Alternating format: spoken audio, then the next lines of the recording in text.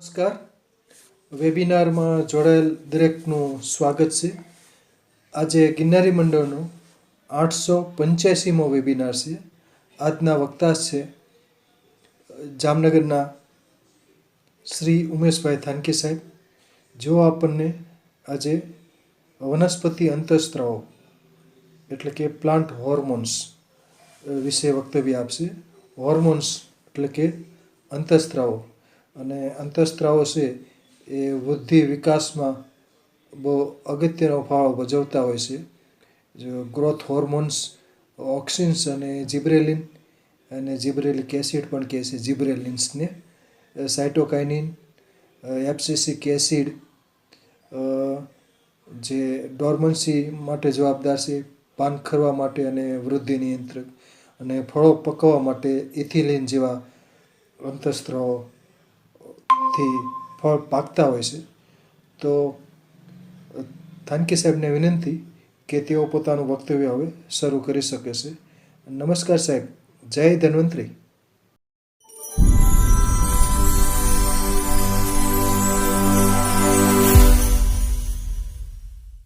જય ધન્વંતરી. ગિરનારી મંડળના સર્વે ગુરુજનોને મારા પ્રણામ, અને દરેક મેમ્બર્સ જે લોકો જોડાયેલા છે એને મારા જય ધન્વંતરી. આજે 17મી જાન્યુઆરી 2026 અને શનિવારનો દિવસ છે. આપણો ગિરનારી મંડળનો આજે 885મો અને વિવિધ વિષયો સાથે અગાઉ મેં આપેલા છે 24 વેબિનાર. તો આ મારો 25મો પ્રયાસ છે વેબિનાર આપવાનો. અને આજનો આ વિષય જે છે એ ખરેખર વનસ્પતિ શાસ્ત્રનો એક ટેકનિકલ વિષય છે. તો આજના એગ્રીકલ્ચર, હોર્ટિકલ્ચર, ફ્લોરિકલ્ચર સાથે જે લોકો સંકળાયેલા છે, ખાસ કરીને ખેડૂતો, બાગાયત પ્રેમી લોકો, વિદ્યાર્થીઓ, એ બધા માટે થોડોક આ માહિતીસભર બની રહે એવો વિષય છે. અને બોટનીના વિદ્યાર્થીઓ માટે તો કદાચ અભ્યાસમાં પણ આવે છે આ વનસ્પતિ અંતઃસ્ત્રાવો. કારણ કે જેમ જેમ મનુષ્ય અને પશુઓના અંતઃસ્ત્રાવો જેમ અગત્યના છે, એવી રીતે વનસ્પતિઓના વિકાસ, ઉછેર વગેરે માટે પણ આ અંતઃસ્ત્રાવો એટલે કે હોર્મોન્સ છે એ ખૂબ જ અગત્યના છે. તો ઘણા વખતથી મિત્તલે સાહેબનો આગ્રહ હતો કે આ વિષય ઉપર એક વેબિનાર આપવો, એટલા માટે મેં ખાસ તૈયારી કરી અને આજે આ વેબિનારને રજૂઆત કરું છું. બીજી સ્લાઇડ આપણે જોશું. નેક્સ્ટ. આજે પ્લાન્ટ હોર્મોન્સ જે શબ્દ છે એ ખરેખર તો 20મી સદીની શરૂઆતમાં ગ્રીક ભાષામાં સૌથી પહેલાં હોર્મોન એટલે હાર્મિયો કરીને એક શબ્દ અસ્તિત્વમાં આવ્યો છે. અને એનો આપણે જો અર્થ કરીએ તો એનો ઇમ્પેલ એટલે કે પ્રેરિત કરવું, સેટ ઇન મોશન એટલે કે ગતિમાં લાવવું, ત્યાર પછી ટુ એક્ઝાઇટ એટલે ઉત્તેજિત કરવું, અને ટુ એરાઉઝ એટલે ઉત્તેજિત કરવું. તો આ જે હોર્મોન શબ્દનો આમ શાબ્દિક અર્થ જો આપણે જોઈએ તો આવો થાય છે. એટલે 1905ની અંદર સૌ પ્રથમ અર્નેસ્ટ સ્ટાર્લિંગ કરીને એક ફિઝિયોલોજિસ્ટ છે, એણે આ શબ્દની સૌથી પ્રથમ એણે વ્યાખ્યા આપી હતી.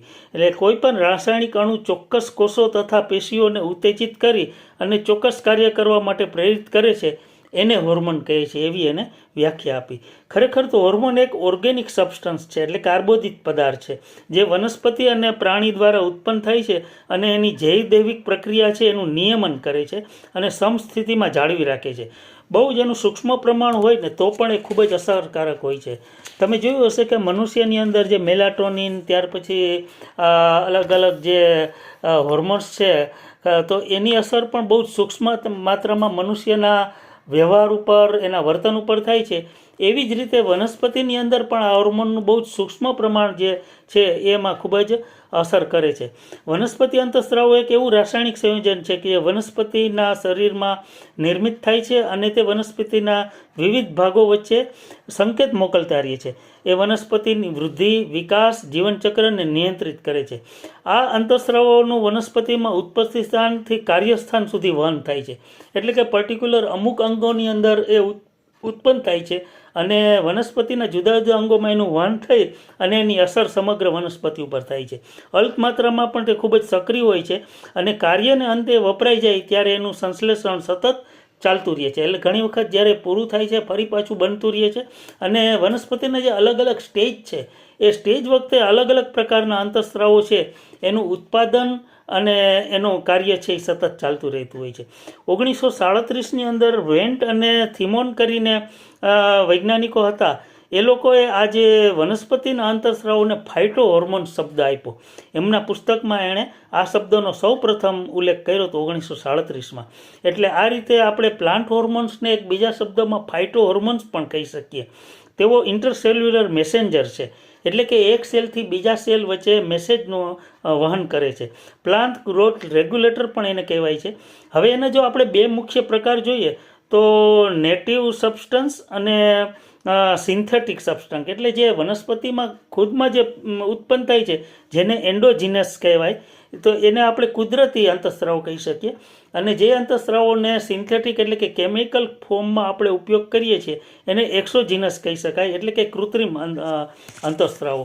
તો એનો ઉપયોગ અત્યારે વ્યાપારી ધોરણે નર્સરીઓમાં અને અલગ અલગ સાયન્સની શાખાઓમાં, બોટનીમાં એનો ઉપયોગ થાય છે. તો આ રીતે આપણે હોર્મોન્સના મુખ્ય બે પ્રકાર જોયા. હવે નેક્સ્ટ સ્લાઇડમાં આપણે જોશું કે અલગ અલગ ટાઈપ્સ ઓફ હોર્મોન્સ ક્યાં ક્યાં છે. નેક્સ્ટ ત્રીજી સ્લાઇડમાં તમે જુઓ, આ પિક્ચરમાં જે વનસ્પતિનું ચિત્ર છે એની અંદર અલગ અલગ આપણને 6 હોર્મોન્સના નામ જોવા મળે છે. પહેલું જે ઓક્સિન છે, બીજું જિબ્રેલિન્સ છે, ત્રીજું સાઇટોકાઇનિન છે, ચોથું એથિલિન છે, પાંચમું એબ્સિસિક એસિડ એટલે ટૂંકમાં એને એબીએ કહે છે, અને જેસ્મોનેટ છે. આમ જુઓ ને તો જેસ્મોનેટ બહુ પ્રચલિત નથી. એના જેવા બીજા બ્રાસિનોસ્ટીરોઇડ્સ, ત્યાર પછી સેલિસિલિક એસિડ અને સ્ટ્રાઇગોલેક્ટોઝ કરીને જે હોર્મોન્સ છે જે 1970-72 પછી શોધાણા છે. પરંતુ બેઝિકલી જે વનસ્પતિના મુખ્ય અંતઃસ્રાવો ગણીએ તો શરૂઆતના જે 5 છે, આ ઓક્સિન, જિબ્રેલિન, સાઇટોકાઇનિન, ઇથિલિન અને એબ્સિસિક એસિડ, આ હોર્મોન્સ છે એ સૌથી અગત્યના છે. બાકીના જે 4 હોર્મોન્સ છે એ પ્રમાણમાં ઓછા વપરાય છે અથવા તો એ બહુ ઓછા પ્રચલિત છે.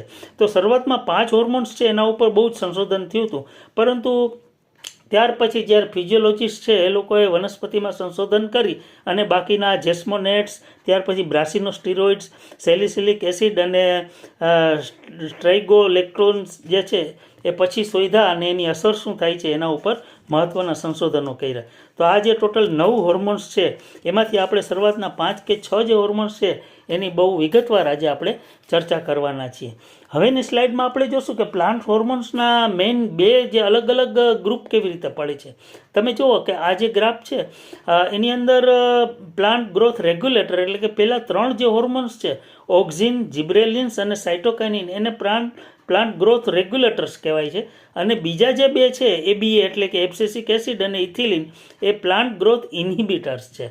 એટલે કે પહેલાં જે 3 હોર્મોન્સ છે એ વૃદ્ધિને વિકાસ કરે છે અને બાકીના જે 2 હોર્મોન્સ જે છે જેને ઇન્હિબિટર કહેવાય, એટલે કે જે વૃદ્ધિ અવરોધક છે, એ બંને છે એને આપણે બીજા ગ્રુપમાં આપણે વર્ણવી શકીએ.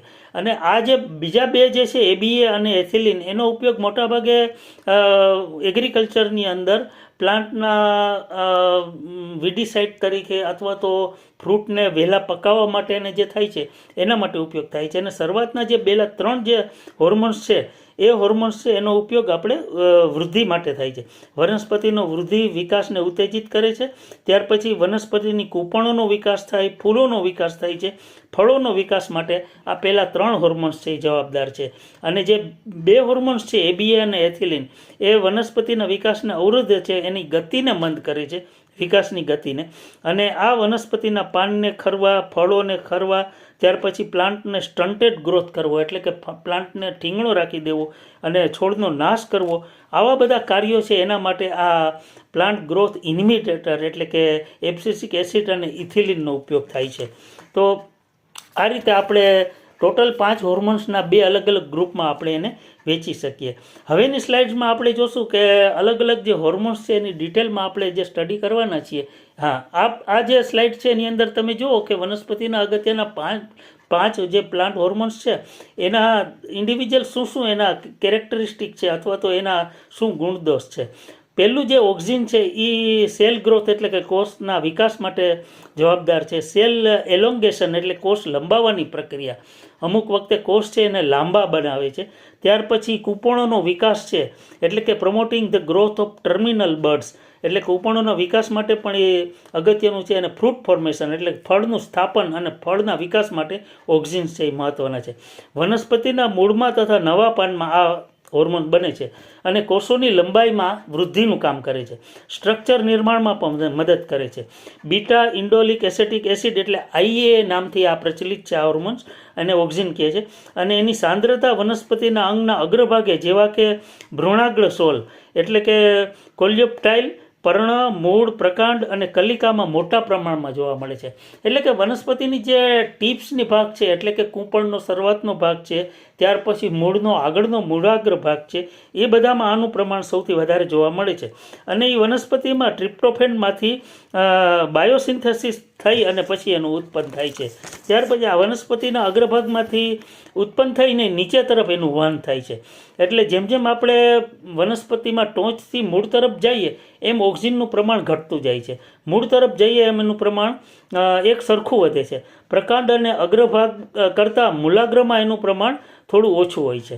ત્યાર પછી આ જિબ્રેલિન જે છે એ હોર્મોન્સ છે એ stimulates the breakdown of the stored food in facilitate germination એટલે કે કોઈ પણ બીજની અંદર જે સંગ્રહિત ખોરાક છે એને બ્રેકડાઉન કરીને એનું જર્મિનેશન એટલે કે એની ઉગાવો કરવા માટે આ જિબ્રેલિન્સ છે એ સૌથી અગત્યનું છે. સ્પ્રાઉટિંગ ઓફ લીવ્સ એટલે કે જ્યારે કોઈ પણ પર્ણ છે એનું નવું કૂંપણો ફૂટતી હોય એના માટે આ એક હોર્મોન્સ જવાબદાર છે. વનસ્પતિનું આ અંતઃસ્રાવની શોધ જાપાનમાં ચોખાના પાકમાં બહુ જ આકસ્મિક રીતે થઈ હતી. એક જિબ્રેલા ફ્યુજીકુરોઈ કરીને એક ફૂગ થાય છે. એ ફૂગની જે ચોખાના પાકની અંદર એ ફૂગ લાગેલી હતી એ ચોખાના જે છોડ છે એની અંદર છોડની લંબાઈ છે ને એની લંબવૃદ્ધિ થતી જોવા મળી હતી. એટલે વૈજ્ઞાનિકોને એમ થયું કે આ ફૂગની અંદર કોઈ એવું તત્વ છે કે ચોખાના જે છોડ છે એની વૃદ્ધિ કરે છે, પરંતુ એના ઉપજની અંદર કોઈ વધારે એમાં ફેરફાર થતો નથી.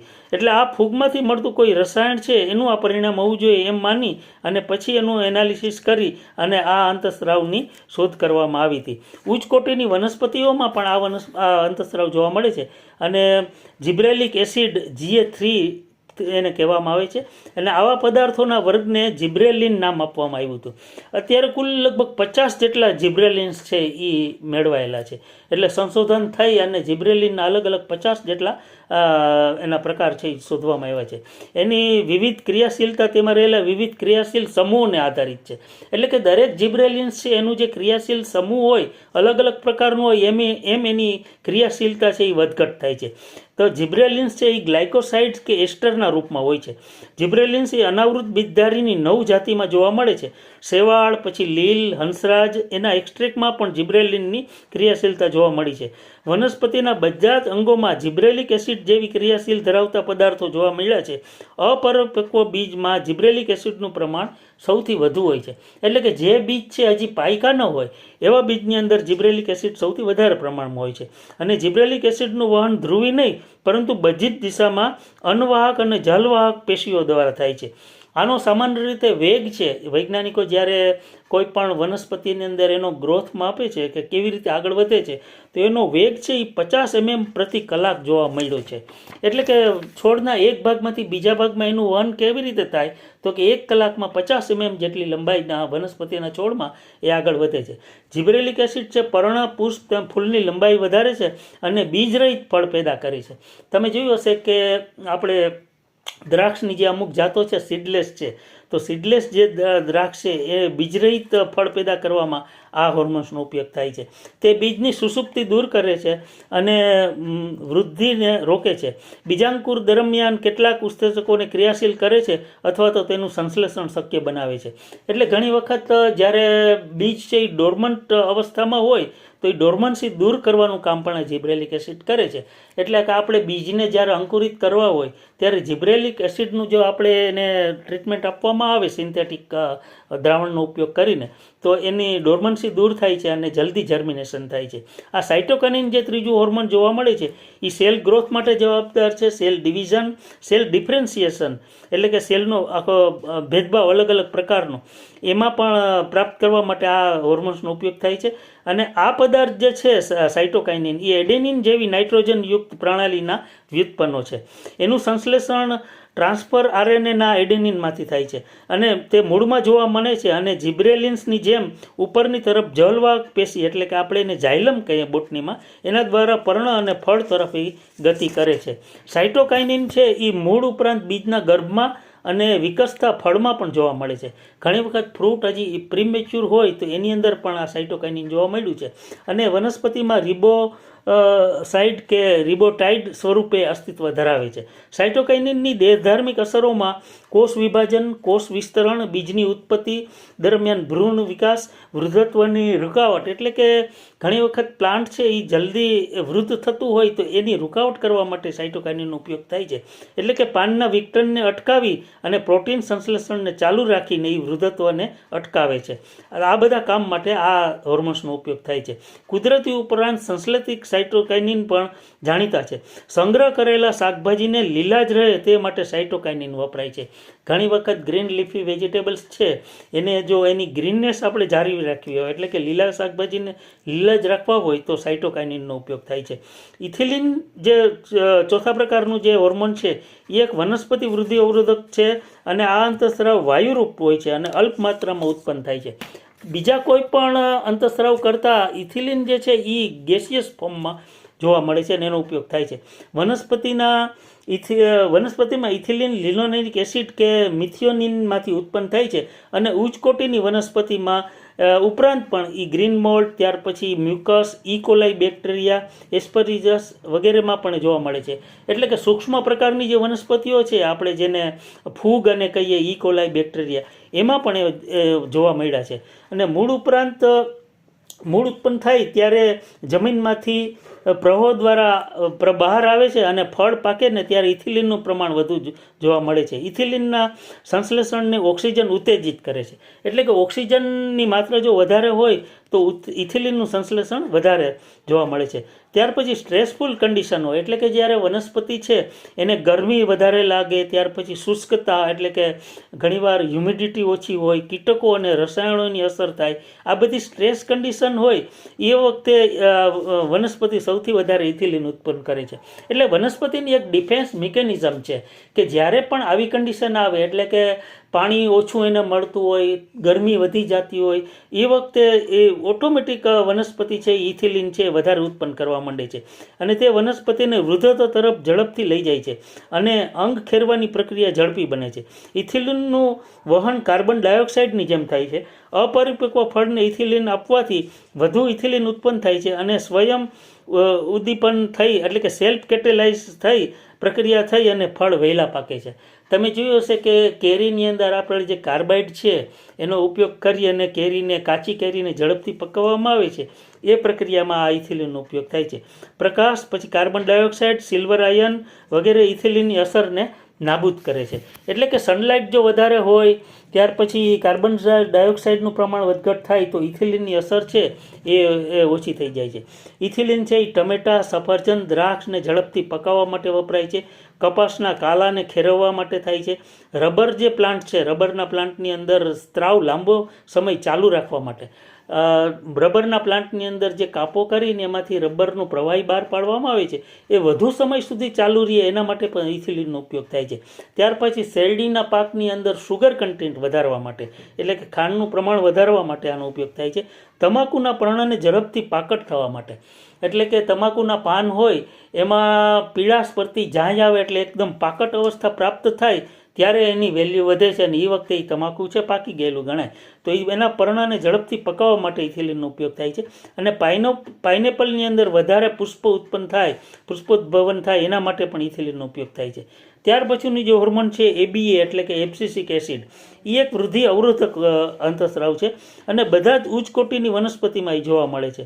વર્ધનશીલ પેશી, વૃદ્ધિ પામતા પર્ણો, ફળ વગેરેમાં રહેલા મેલેનિક એસિડમાંથી ચયાપચય દ્વારાથી ઉત્પન્ન થાય છે. એબીએ છે એ મૂળમાં જલવાહક અને અનવાહક પેશીમાં પરાગરજ, પુષ્પમણી, પત્ર, બીજના ફળ વગેરેમાં મળી આવે છે. એબીએ મુખ્યત્વે પાકટ પર્ણોમાં ઉત્પન્ન થઈ અને જલવાહક અને અનવાહક દ્વારા વહન પામે છે અને એનો વેગ સામાન્ય રીતે 20 થી 30 mm પ્રતિ કલાક જોવા મળે છે.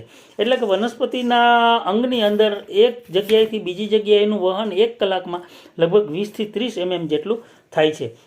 એબીએ છે એ પર્ણપતન, કલિકામાં સુસુપ્તિ પ્રેરવી, બટાટાના છોડમાં કંદની ઉત્પત્તિ, બીજની સુસુપ્તિ લંબાવવી, અંકુરણને અવરોધક વગેરે કાર્યોનું નિયમન કરે છે અને સ્ટ્રેસની કન્ડિશનમાં વનસ્પતિ આવે ત્યારે એબીએનું પ્રમાણ વધે છે.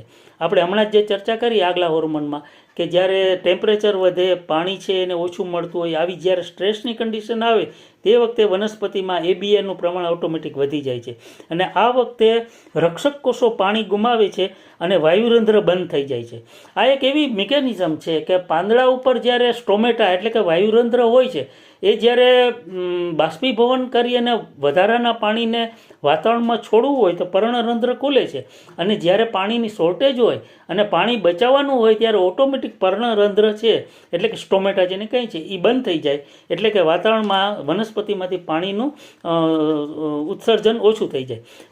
એ પ્રક્રિયામાં આ હોર્મોન્સ છે એનો ઉપયોગ થાય છે. પછી ઉત્સેદનાનો દર ઘટાડે છે અને એબીએ વનસ્પતિની અંદરના પાણીના જથ્થાને ઘટતું અટકાવે છે. તો આ રીતે ઓટોમેટિક આ હોર્મોન્સ છે એ વનસ્પતિની સ્ટ્રેસ કન્ડિશનમાં એને બચાવવાનું કામ કરે છે.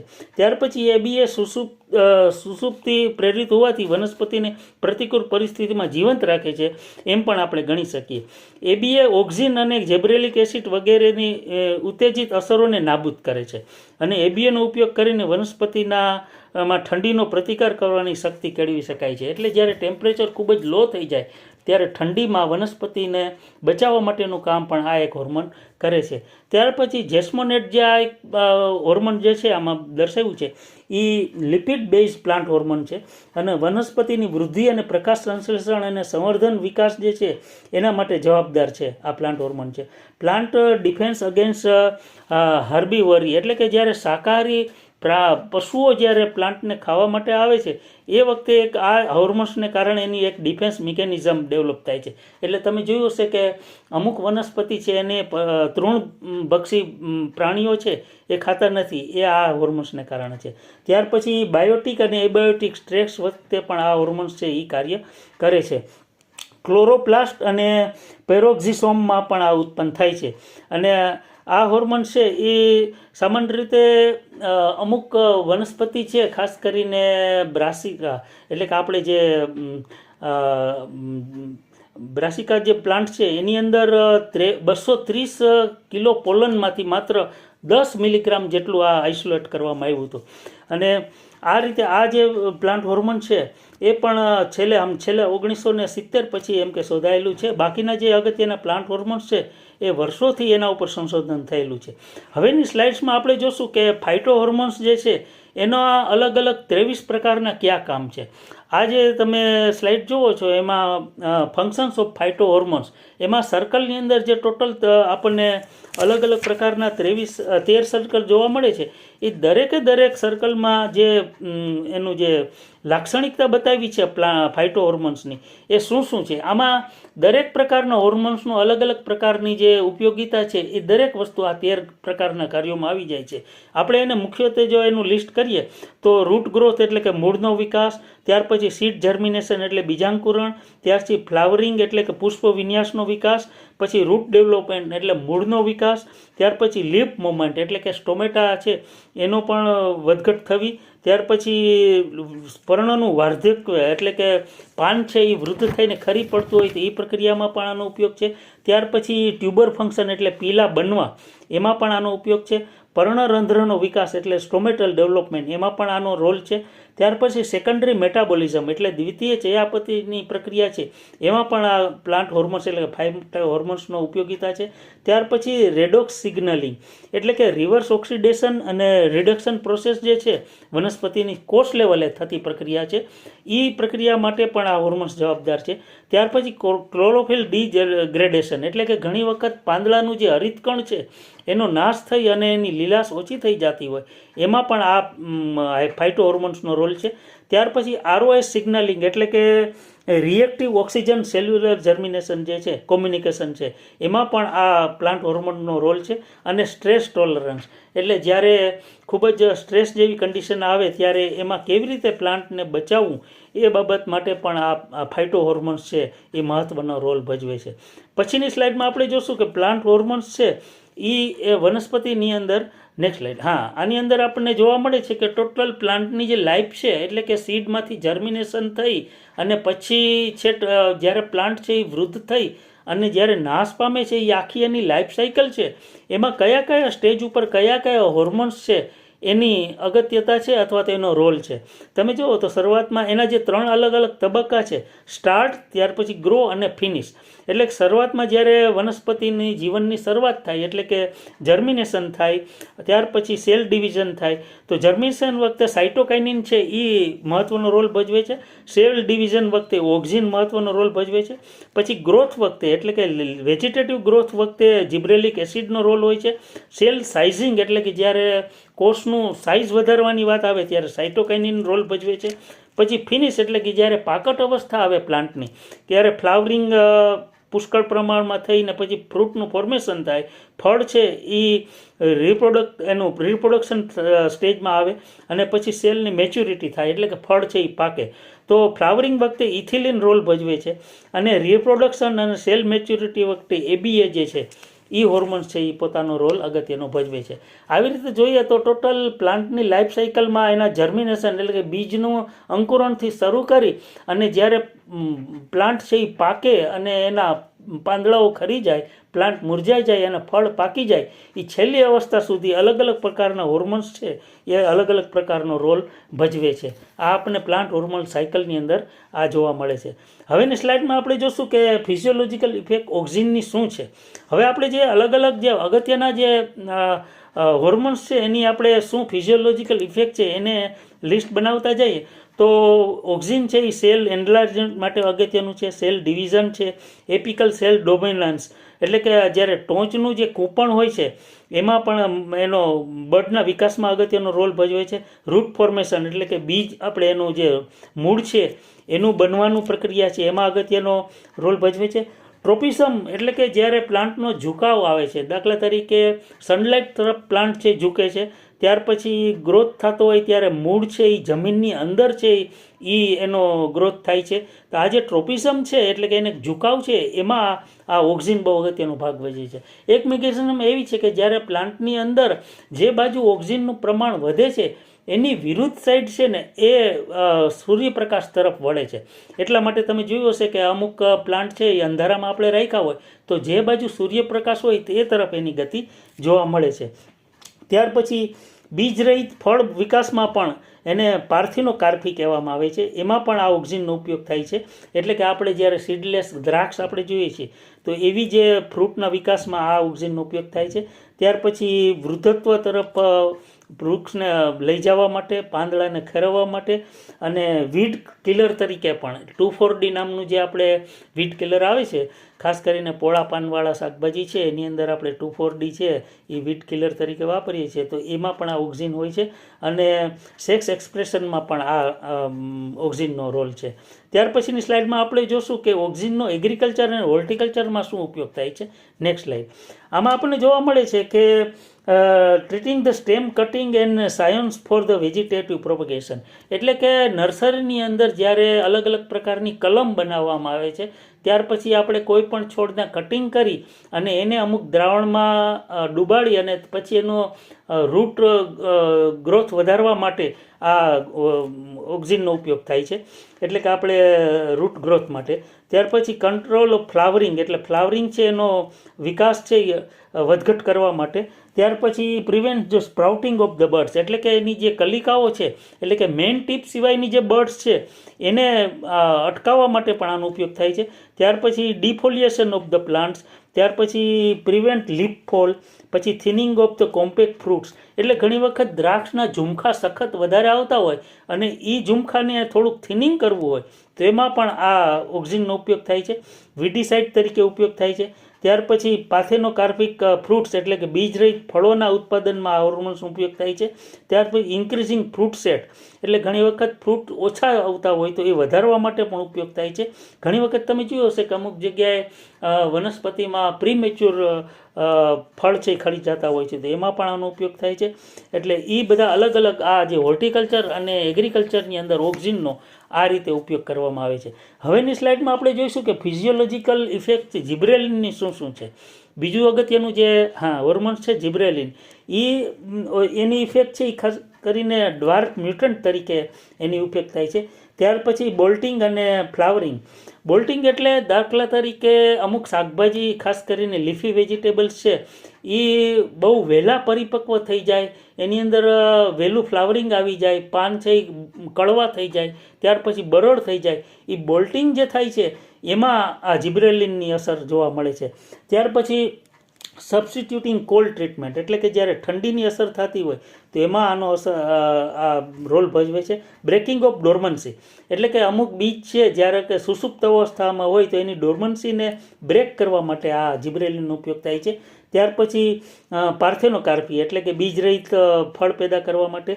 ત્યાર પછી increase in size of the leaves and flowers અને ફ્રૂટ એટલે કે પાંદડા, ફળ અને ફ્રૂટની સાઇઝ વધારવા માટે પણ આનો ઉપયોગ થાય છે. સીડ જર્મિનેશન માટે પણ થાય છે. ત્યાર પછી ફ્લાવરિંગ એન્ડ સેક્સ એક્સપ્રેશન એટલે કે ફ્લાવરિંગ ઓછું આવતું હોય તો એ વધારવા માટે પણ આનો ઉપયોગ કરવામાં આવે છે. એટલે જિબ્રેલિન છે એનો કોમર્શિયલ ઉપયોગ હોર્ટિકલ્ચરમાં પણ આપણને જોવા મળે છે. નેક્સ્ટ સ્લાઇડમાં આપણે જોશું કે કોમર્શિયલ યુઝ જિબ્રેલિનનો ક્યાં ક્યાં થાય છે. નેક્સ્ટ સ્લાઇડ આમાં જોવા મળે છે કે GA2, GA3, GA7 આ અલગ અલગ પ્રકારના જિબ્રેલિન એસિડ છે એ ખાસ કરીને ગ્રેપ ક્લસ્ટર અને સાઇઝ વધારવા માટે એટલે કે દ્રાક્ષની અંદર જ્યારે દ્રાક્ષના ઝુમખા છે એને મેન્ટેન કરવા માટે કે એની સાઇઝ મેન્ટેન કરવા માટે GA2, GA3 અને GA7નો ઉપયોગ થાય છે. ત્યાર પછી સીડલેસ ગ્રાપ્સ એટલે કે બીજરહિત દ્રાક્ષ છે એ પેદા કરવા માટે જિબ્રેલિન વપરાય છે. ત્યાર પછી જિબ્રેલિન એનહેન્સ એમાઇલ ઇન બાર્લી એટલે કે જવ જે છે આપણે બિયર છે એ સામાન્ય રીતે જવમાંથી બનાવવામાં આવે છે. તો ખાસ કરીને જવમાંથી જ્યારે બિયરનું પ્રોડક્શન કરવામાં આવે તો એ બિયર ઇન્ડસ્ટ્રી છે એની અંદર આ અંતઃસ્રાવનો ઉપયોગ ખાસ કરવામાં આવે છે અને એનો ઉપયોગ કરવાથી જવની અંદર એનું પ્રમાણ વધારે આલ્કોહોલનું પ્રમાણ વધે છે. ત્યાર પછી સુગર કેન ફેક્ટરી છે દાખલા તરીકે શેરડી છે, શેરડીમાં બે ગાંઠ વચ્ચેની સાઇઝ વધારવી હોય તો એ વખતે જિબ્રેલિનનો ઉપયોગ થાય છે.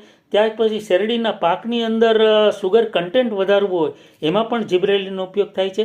ત્યાર પછી ફ્લાવરિંગ છે, ઓર્નામેન્ટલ પ્લાન્ટ્સ હોય ખાસ કરીને જેમાં ખાસ કરીને ફૂલોનું વધારે મહત્ત્વ હોય તો ફ્લાવરિંગનું વધારો કરવા માટે પણ જિબ્રેલિનનો ઉપયોગ થાય છે.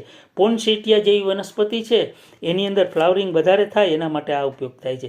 ત્યાર પછી પ્રી હાર્વેસ્ટ સ્પ્રે કરવામાં આવે છે એટલે કે જ્યારે ઘણી વખત ફળને એક જગ્યાએથી બીજી જગ્યાએ ટ્રાન્સપોર્ટ કરવું હોય ત્યારે એવું જરૂર પડે કે આ ફળ છે એ બહુ વહેલા ન પાકી જાય અને થોડાક ટ્રાન્સપોર્ટ દરમિયાન છે એ તાજા રહીએ એવી કન્ડિશનમાં આ જિબ્રેલિન છે એ હોર્મોન્સનો ઉપયોગ કરવામાં આવે છે. આવી રીતે હોર્ટિકલ્ચરની અંદર બહુ જ વ્યાપક રીતે વપરાતું જો હોર્મોન્સ હોય તો આ જિબ્રેલિન છે.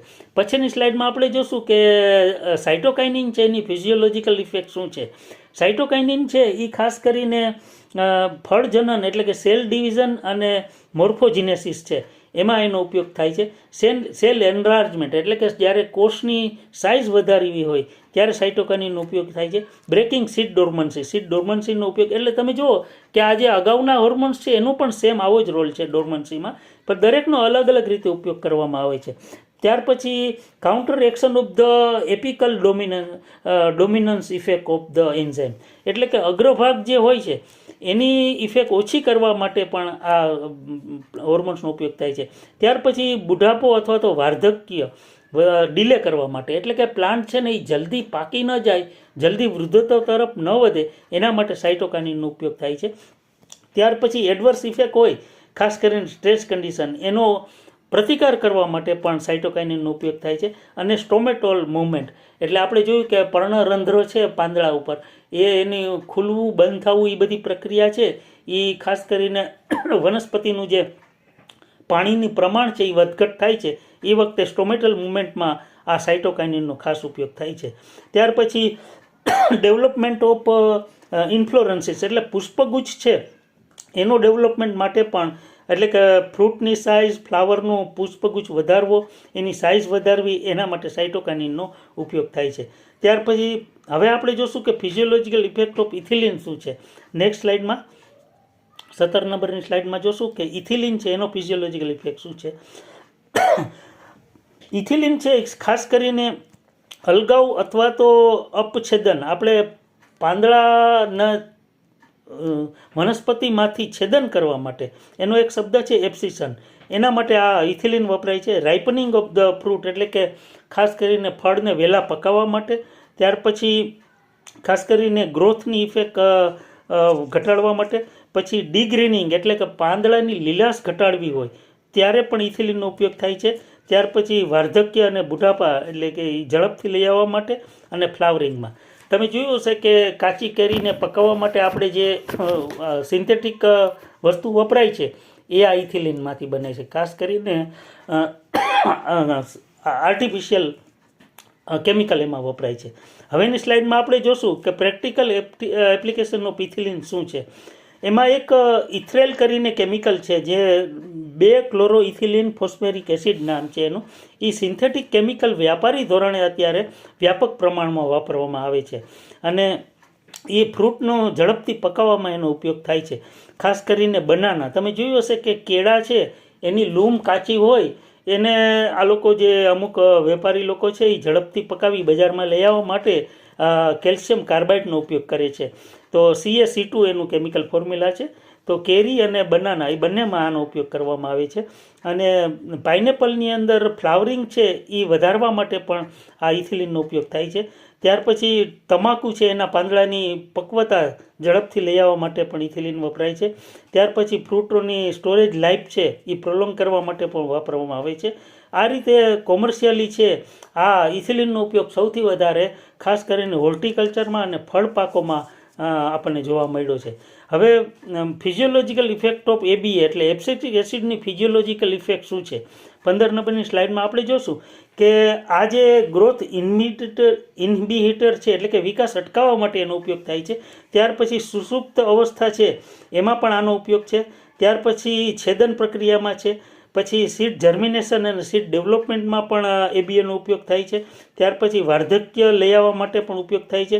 અને ખાસ તો રૂટ જીઓટ્રોપિઝમ એટલે કે મૂળ છે વનસ્પતિનું એ ખાસ કરીને ગુરુત્વાકર્ષણની અસરની વિરુદ્ધમાં જે એનો ઉગાવો થાય છે. તમે જોયું હશે કે ગુરુત્વાકર્ષણ છે એ રીતે રૂટ છે, રૂટનો ગ્રોથ થાય છે. તો એ ઇફેક્ટ માટે સૌથી જવાબદાર જો હોર્મોન હોય તો આ ABA હોર્મોન છે.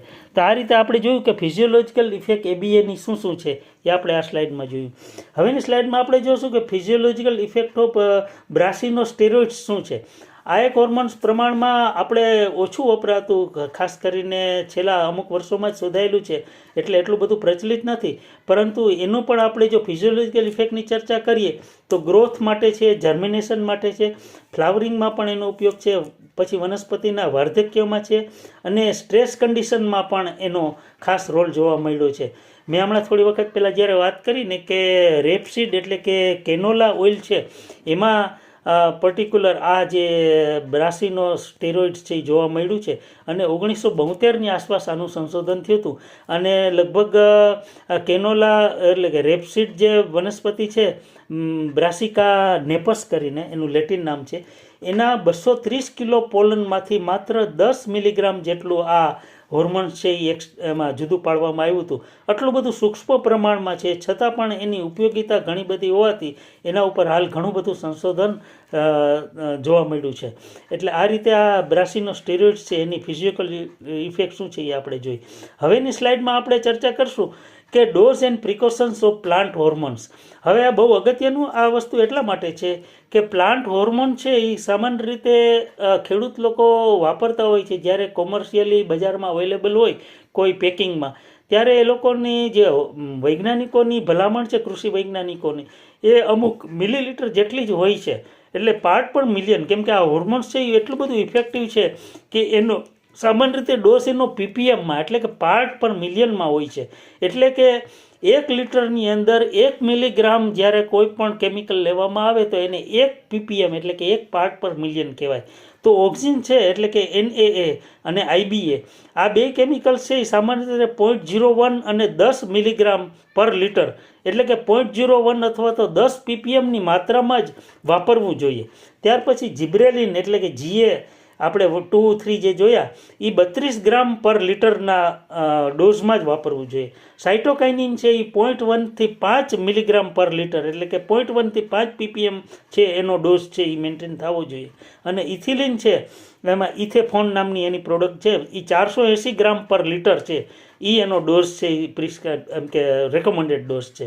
તો આ જે બધી વસ્તુ છે એ એટલા માટે અગત્યની છે કે જો કોઈ ફાર્મર છે એ આ પ્રમાણ જો ન જાળવે અને એના કરતાં વધારે જો પ્રમાણ એના સ્પ્રેમાં વાપરે તો એની બહુ એડવર્સ ઇફેક્ટ થાય છે. ખાસ કરીને આ બધા સિન્થેટિક જે હોર્મોન્સ છે એની રેસિડ્યુઅલ ઇફેક્ટ છે એ મનુષ્યને બહુ જ અસર થાય છે. જો આપણે પ્લાન્ટ હોર્મોન્સને પોઝિટિવલી લઈએ તો આમ જુઓ તો એ કુદરતી રીતે જ્યારે વનસ્પતિમાં બને છે તો એ એન્ટીઓક્સિડન્ટ તરીકે, એન્ટી કેન્સર ડ્રગ તરીકે કામ કરે છે, એન્ટી ઇન્ફ્લેમેટરી ડ્રગ તરીકે કામ આવે છે, હોર્મોન્સ મિમિક્સ કરે છે. ત્યાર પછી એ કેન્સર પ્રિવેન્શનમાં સપોર્ટ કરે છે, ડાયાબિટીસ મેનેજમેન્ટમાં એનો સારો ઉપયોગ છે, એના હાર્ટ હેલ્થ માટે પણ સારું છે અને બોન ડેન્સિટી પણ વધારે છે. તો અલગ અલગ પ્રકારના આ બધા જે હોર્મોન્સ છે એ કુદરતી રીતે જો લેવામાં આવે તો એનો આપણને સારો એવો હેલ્થ બેનિફિટ મળે છે. પરંતુ જો સિન્થેટિક આપણે હોર્મોન્સ છે એની રેસિડ્યુ ઇફેક્ટ વધારે હોય ને એ ઉપયોગ કરીએ તો આપણા લીવરને ડેમેજ કરે છે, કિડનીને પણ ડેમેજ કરે છે. એ બધી એની એડવર્સ ઇફેક્ટ છે. તો આ બધા જે અલગ અલગ પ્રકારના હોર્મોન્સ છે એ સાઇટોકાઇનિન છે એ એન્ટી એજિંગ એની કેરેક્ટરિસ્ટિક્સ છે, એન્ટી ઓક્સિડન્ટ છે, એન્ટી ઇન્ફ્લેમેટરી ઇફેક્ટ છે અને એન્ટી કેન્સર.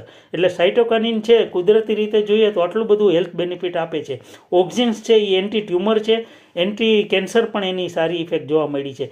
જિબ્રેલિન છે એન્ટી ઇન્ફ્લેમેટરી ઇફેક્ટ છે એટલે અસ્થમા જેવા રોગમાં પણ એ ઉપયોગી છે. અને ABA છે એ એન્ટી ડિપ્રેસન્ટ છે અને ગ્લુકોઝને રેગ્યુલેટ કરે છે. તો તમે જોયું હશે કે દસમૂલ ક્રોઆથ જેવી વનસ્પતિ છે કે જેની અંદર સામાન્ય રીતે હર્બલ મેડિસિન્સ છે, આપણી જે જડીબુટ્ટીઓ, એમાં સામાન્ય રીતે એના રૂટનો ઉપયોગ કરવામાં આવે છે.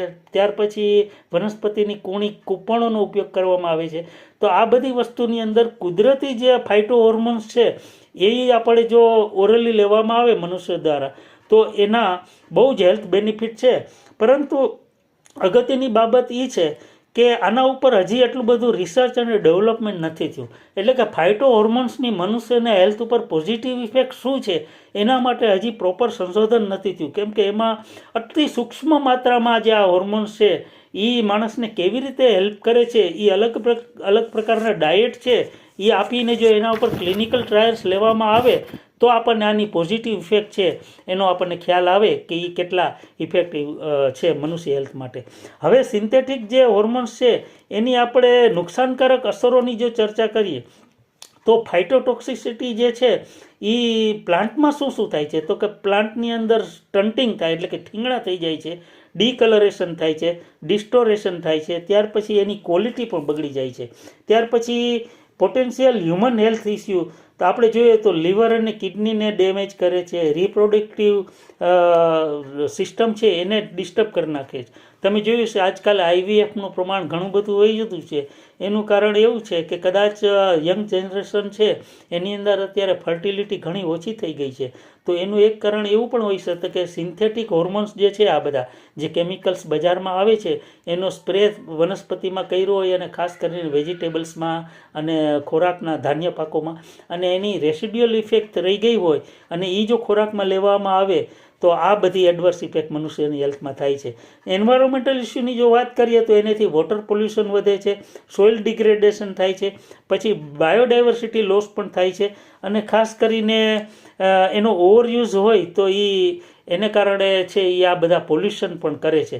તો આ રીતે એન્વાયરોમેન્ટલ ઇસ્યુ પણ આનાથી ઘણા બધા, ખાસ કરીને સિન્થેટિક એટલે કે કૃત્રિમ રીતે જે બજારમાં મળે છે ને આપણે વાપરીએ છીએ એની આ બધી નુકસાનકારક અસરની આપણે ચર્ચા કરી. તો આ રીતે મનુષ્યની હેલ્થને ખૂબ જ અસર પણ કરે છે. એટલે ખાસ કરીને આપણે જ્યારે સિન્થેટિક હોર્મોન્સ વાપરતા હોય તો સૌથી અગત્યની વાત એ છે કે બજારમાંથી લઈ આવેલા જે શાકભાજી અથવા તો ધાન્ય પાકો છે, તો શાકભાજીને આપણે અમુક કલાક સુધી એને પાણીની અંદર ડૂબાડીને એની રેસિડ્યુઅલ ઇફેક્ટ જો ઓછી થઈ જાય પછી જ આપણે વાપરીએ તો જ આપણને આ હેલ્થના જે એડવર્સ ઇફેક્ટ થવાની છે એ કંટ્રોલ થઈ શકે. તો આ એક અગત્યની આપણે એની વાત કરી. ત્યાર પછી અત્યારે બજારની અંદર જે સિન્થેટિક અલગ અલગ પ્રકારના ગ્રોથ રેગ્યુલેટર મળે છે એમાં ડોમિનોઝાઇડ કરીને એક બહુ અગત્યનું કેમિકલ છે, એનું એક નામ ALAR છે, અલાર છે. એ હોર્ટિકલ્ચરમાં ખૂબ જ વપરાય છે અને ખાસ કરીને પ્લાન્ટની હાઇટનો કંટ્રોલ કરવા માટે, ફ્રૂટની ક્વોલિટી ઇમ્પ્રૂવ કરવા માટે, ત્યાર પછી એની પક્વતા છે એ મેનેજ કરવા માટે આ જે જીબ્રેલિક એસિડ છે એનો ઉપયોગ કરવામાં આવે છે. ત્યાર પછી એક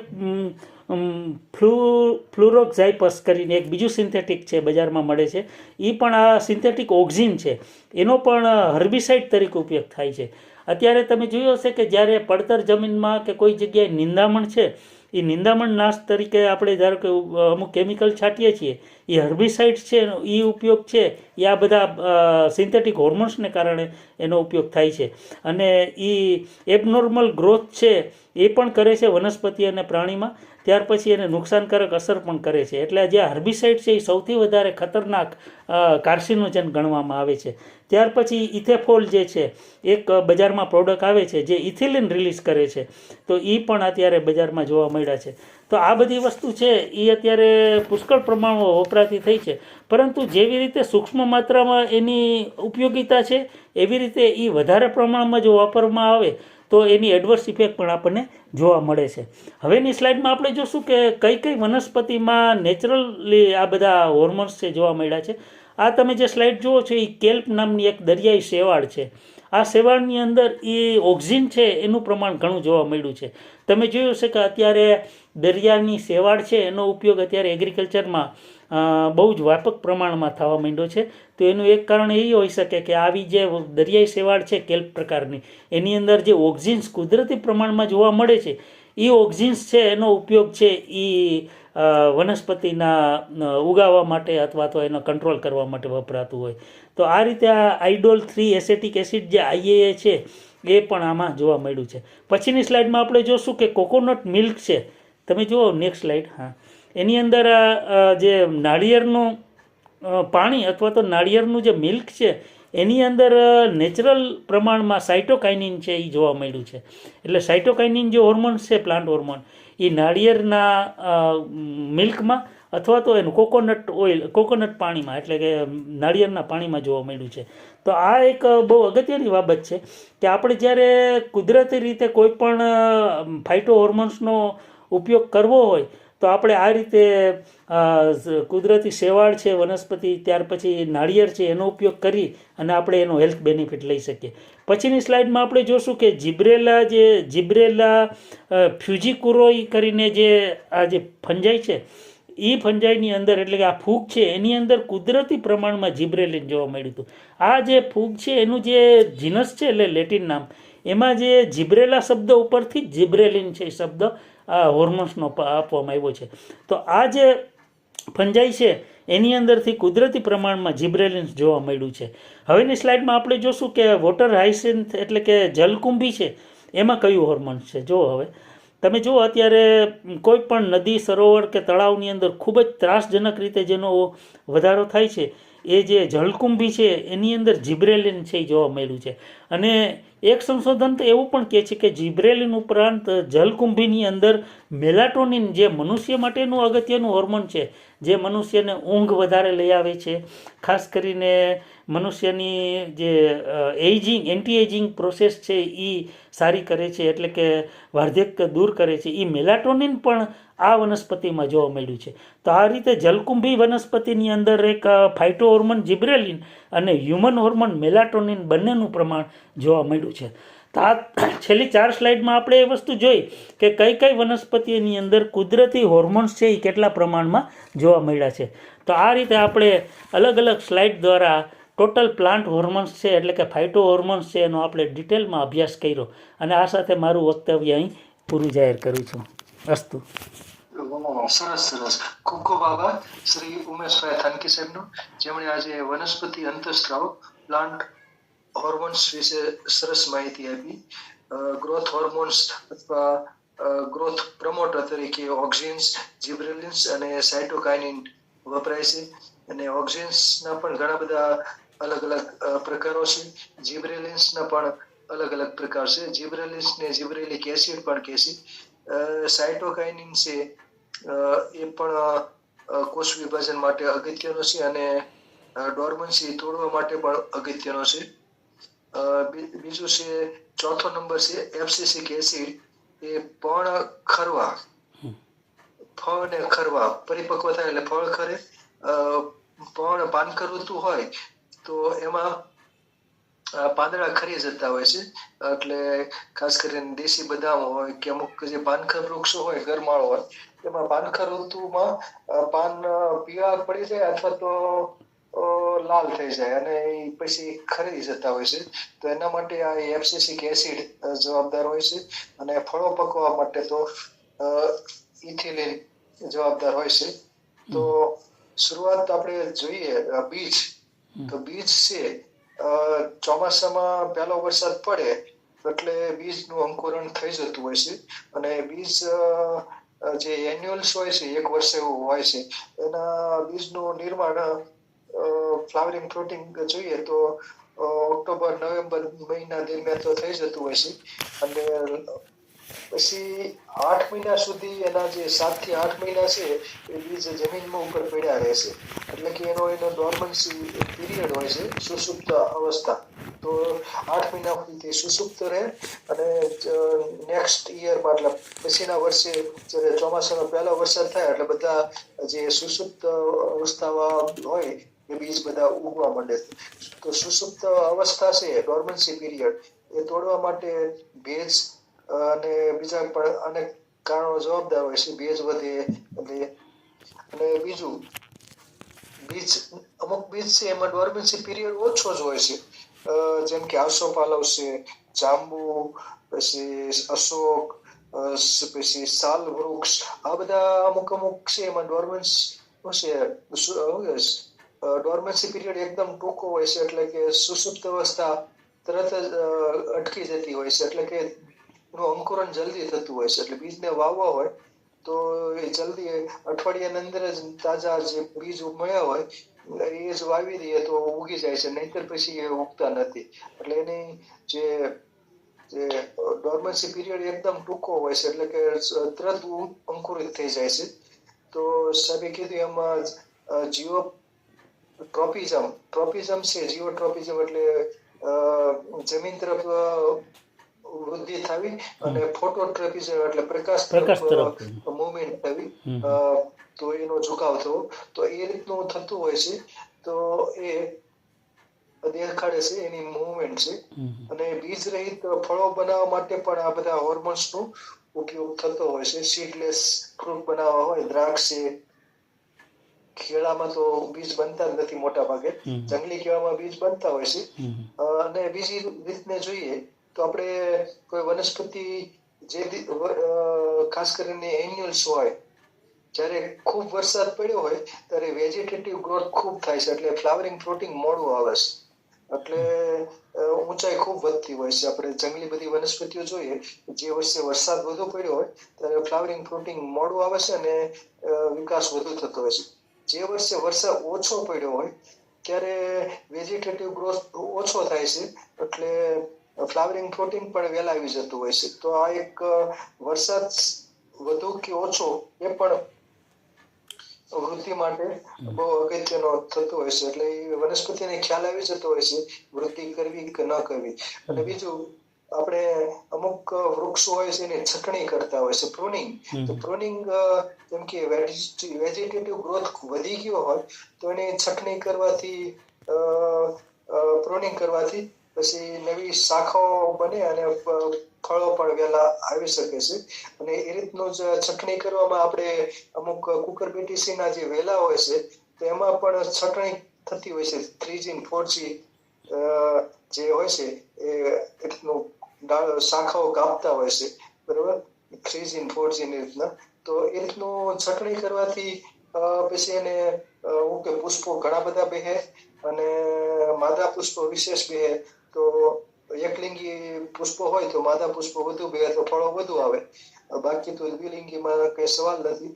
અને બાકી 5 જે હોર્મોન છે એ સિવાયના પણ સાહેબે કેટલાક હોર્મોન્સ દેખાડ્યા. જાસ્મિન ઓટ્સ, જાસ્મિન નેટ્સ ને ભાઈ સેલિસિલિએટ્સ, બ્રાસીનો સ્ટીરોઇડ ને એ બધા હોર્મોન. બ્રાસીનો સ્ટીરોઇડ છે તો બ્રાસિકા પ્રજાતિની ઘણી બધી જાતિઓ છે. સરસવ, રાય, સંગમ, કોબીસ, ફુલેવર, આ બધી બ્રાસિકાની બધી અલગ અલગ સ્પીસીસ છે. તો એ બધી એમાં બધી જાતિઓ છે અને વેરાયટીઓ છે. તો બ્રાસિકેસી કોની વનસ્પતિ છે, મૂળો છે. અને બીજી પણ ઘણી બધી વનસ્પતિઓ છે જે સલ્ફર થાયો ધરાવે છે. તો એ પણ ખૂબ અગત્યનો હોર્મોન્સ એમાં હોય છે.